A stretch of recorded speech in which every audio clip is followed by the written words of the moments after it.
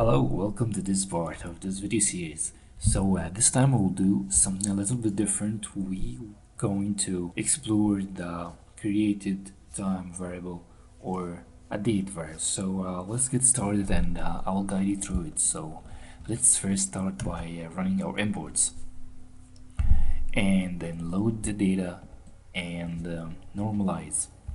So like I told you before, this will open the file, load it into our memory, and this will convert it from the conventional JSON dictionary format into the data frame that we're going to work with. After that, I was working with something else. So after that, I want to print the head, which is the first 5 rows, just to look at the data. And here we go. So this is my data. I have some useless rows that I'm just going to drop like we did before, so let me just drop them. Okay, my bad, I had the wrong variable name. Okay, now let's look at the data. Okay, so it's much cleaner. So let's start by actually exploring this variable. So this variable here,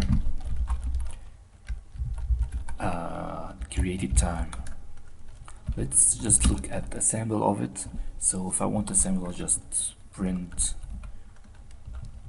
luck will make me choose by location. So if I luck 0 should return this. So if I want to know what type is it a string or is it a date time or what exactly? So Unicode, so basically this is a string representing the time. So what I want to do is I want to convert it from an older data frame, of course. So how are you gonna do that? So first there is a function in Panda that is called toDateTime, and basically we're going to use it like it's written here. So I made a new data frame called date data frame. We can make it in the same one, but I'll just make it in a new one, and we'll just print the head of it. So here we go. Now let's see if this is actually date. The same way, df dot created time and dot luck 0. So if you see here, this is a timestamp, so we can actually manipulate this in a number of ways that I will show you how. Okay, this is a big line. So we have group by here, we have plot, we have aggregation, count. It's very interesting. Let's go with let's see this bit by bit. So at first we make group by like I told you before. So we're grouping by the date, but exactly what? We're grouping by created time.dt, which is some function is a date. So we're grouping by month, so we're grouping by each month, and we're counting the number of grouped items.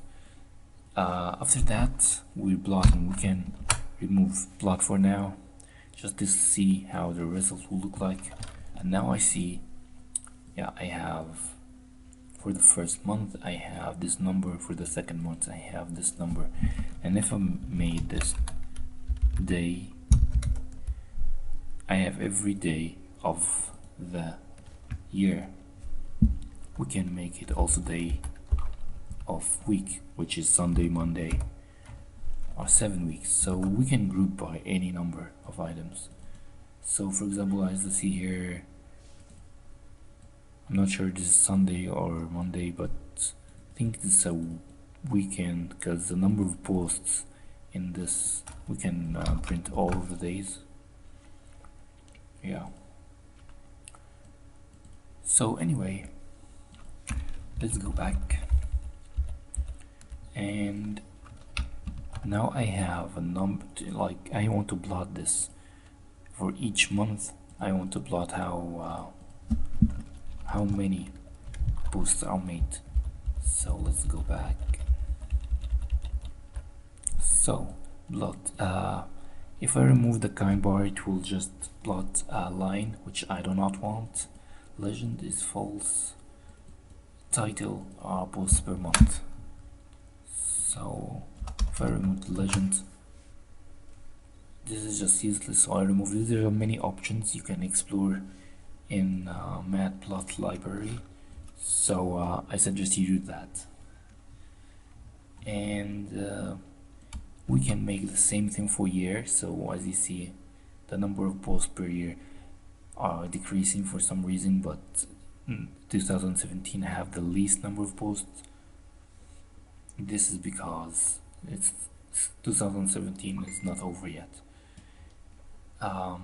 Yeah, and you can also filter. For example, here I filter by the date, so I only want the posts that are after 2017. So if I, for example, want to compare the years or the months for each year, I can use filters for and filter for each year. And you can use this to make, for of course, you group them together and make some comparison. So this was how to use the data, the date, and group them or filter or do both and do some cool stuff. So for the next videos, I'm not sure what I'll actually do. The top people and flags and comments are on my list, but I want to hear your opinion, guys. What do you want me to make videos about? Do you have any ideas on how we can use this data? If you have, let me know in the comments or message me directly. So I think that will be it for now. I will wait for your comments and your opinions, and we'll go from there. So see you.